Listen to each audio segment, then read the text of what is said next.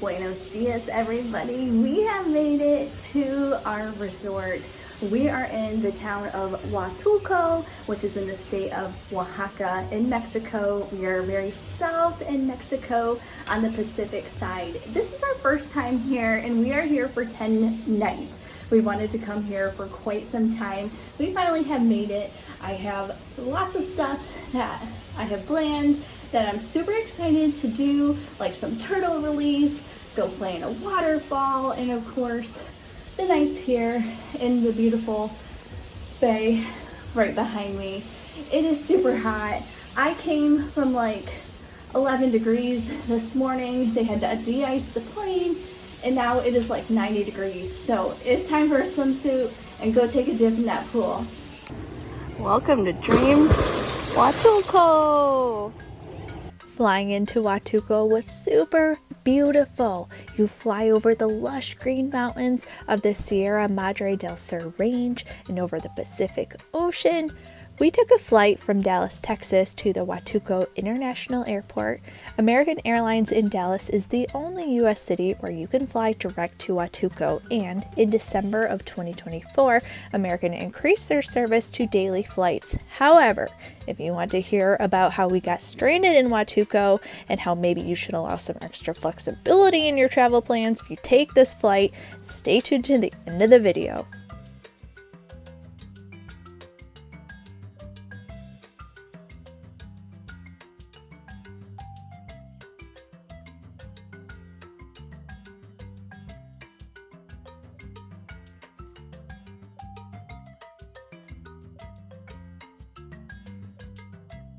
Welcome to our room.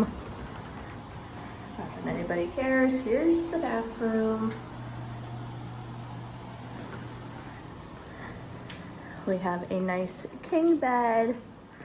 We also have a beautiful corner room. This is room 1328. We have a nice view of the ocean over here, beautiful. And out here, the tropical view of palms and a jacuzzi.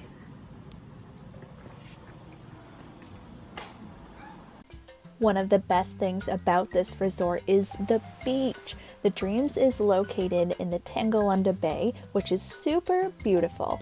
The water is warm, it's pretty calm, and lots of people like to swim in it. Carl found us a super cool private, can you believe it? We got our lounger and some tables, and we had drink service, and it's right at the edge. This is the preferred section, this is the regular guest section, or anybody, and the beach, and that's our view. The one thing I particularly love is they have 3 different infinity pools. My favorite spot is just to hang out right in the middle and overlook the beautiful view of the bay here. In addition to the 3 infinity pools, they do have 2 other pools. One is for children, one is for adults. The pools here are open until 8, so you can do a nice swim if you wish. One thing I found unusual here and didn't really like is the loungers are double stacked, so you might end up lounging behind someone else. They have several lounge chairs with palapas that you can lounge on the beach. The Preferred Club, if you're a part of that, has its own little private section. I do find it weird because it is 3 rows deep. You do have your own private bar that you will come and get waited on from the staff. A lot of people here like to use pool rafts. Something super cool that I haven't seen at other resorts is they have an air pump here at the towel station where they will blow up your raft for you. If you don't have a raft, you can of course purchase one here on site, or across the street there are local shops that sell rafts. One of my favorite things to do here was just sit out on my balcony and look for iguanas in the palm trees across. We have 6 iguanas up in these palms. Let me show you. We have 1, 2, 3, 4, 5, 6. At one point I could see 10 of them. It was pretty cool to count them and find them. I especially love the big orange males. The resort offers various activities throughout the day, some of which we even participated in. Tortilla de harina, tortilla de maíz. Every morning at 8 a.m. they have yoga in a nice shaded area, and a lot of people seem to participate. If you are interested in water aerobics, every day they get quite the crowd at noon.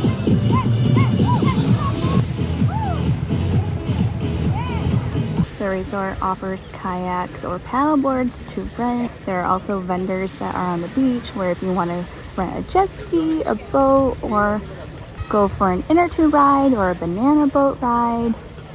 A free activity at the resort is the use of the catamarans. They will teach you how to go out on your own, or you can go with one of the staff members.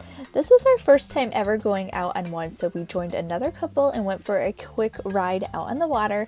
We were out for maybe half an hour, and it was pretty neat that they include this activity to do. Hola.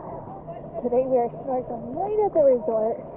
We heard there's some cool things to check out, so we're gonna see what we can find. The snorkeling here was not bad. The water quality was a little so-so. Some spots were better than others. We saw lots of cool fish, nothing super cool or creepy. Lots of the normal stuff that I think you would see. We brought our own snorkeling stuff from home, but you can rent it for free here. We did borrow from the water sports area some life jackets because we didn't bring those with us. Glad to have those. There's a really good current here, and when you're in the water you can feel the pull and it will like shove you one way or the other, so I was really happy to have that. Otherwise, if you were looking for a great free snorkeling option, this is great.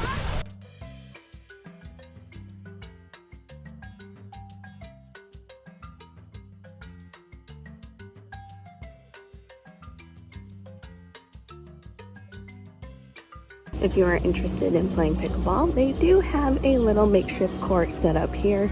They also have some nightly entertainment. On Friday nights, they have a Mexican show where they serve some Mexican traditional Oaxacan dinner.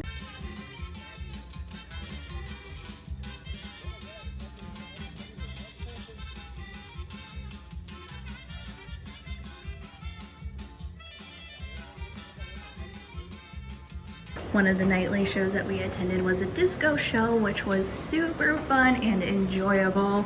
We loved watching all of the dancers. They did such a phenomenal job. This resort has 6 restaurant options for dinner and 2 options for lunch. We were surprised the quality of food really was not very good. Everything looked appetizing and we still ate way more than we should have, but most of the time the food was lacking in taste. And a lot of the time the food on the buffet wasn't very warm. We've been to many Dreams resorts in the past and have had really good things to say about their restaurants, so this one seemed like an exception. The Coco Cafe is a 24-hour place where you can get beverages like smoothies, coffees, and some pastry items.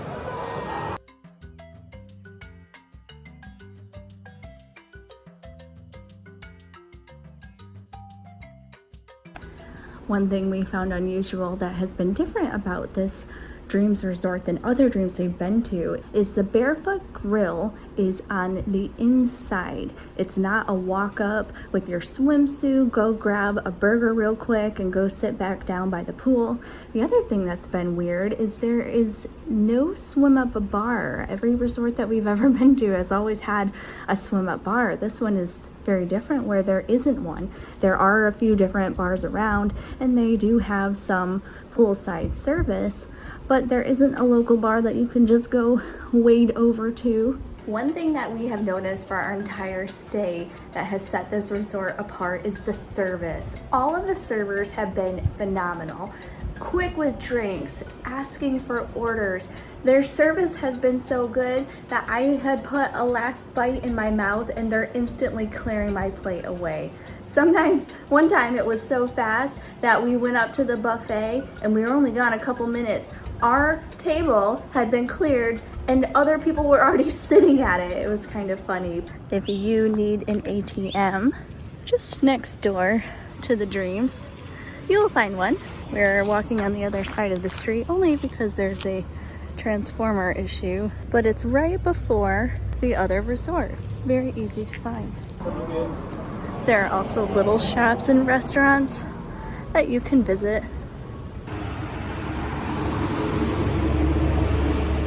ATM is just right here.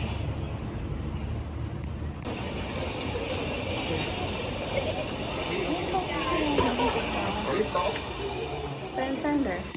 So because of the transformer issue, the ATM is currently down. So, FYI.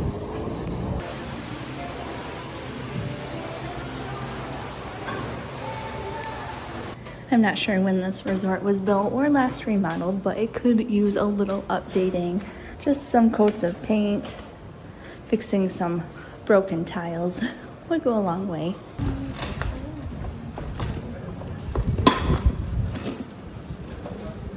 The resort is pretty small, but it's a little compact, and so it can get a little claustrophobic. Sometimes you don't get a lot of space.